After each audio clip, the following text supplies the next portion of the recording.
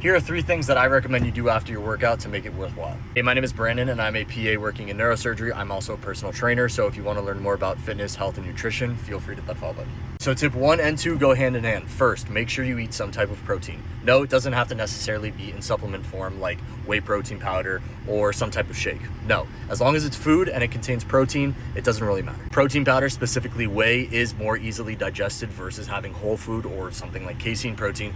But at the end of the day, if your goal is to put on muscle, as long as you're eating after your workout and it contains some type of protein, that window, it doesn't really matter too much. The most important thing is total protein consumption throughout the day. I try to aim for anywhere between 1 to 1.25 grams of protein per body pound. I weigh 210 pounds, so my goal is to at least get 210 grams of protein. However, it's not always feasible, but if you're consistent with it, that is the ultimate goal if you're trying to put on muscle. In addition to that protein that you're consuming, I also recommend that you eat some type of carbohydrate. The simpler, the better. And what do I mean by this? We have simple carbs and then we have complex carbs. If you're someone who is very sensitive to carbohydrates or you don't want to eat very many throughout the day for X, Y, and Z reason, then I recommend eating complex carbs around your workout. However, if you are working out at a high intensity or you need to replete the glycogen that you're depleting during your workout, I recommend eating simple carbs before as well as after. Anytime you eat a simple carbohydrate, your blood sugar levels are going to be higher, which is going to require more insulin to be released by your pancreas, ultimately moving that sugar from your bloodstream into your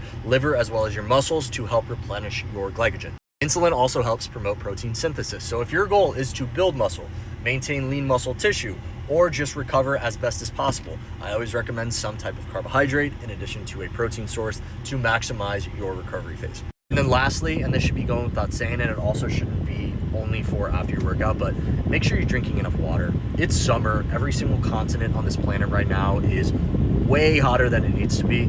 You lose water when you're breathing. You lose water during any type of workout you do. You lose water just like walking around outside for 5 minutes. So your body needs that extra water, especially during a workout. It's going to provide extra nutrients and oxygen to your muscles as well as just every tissue in your body. So make sure you drink enough. It's incredibly hot outside.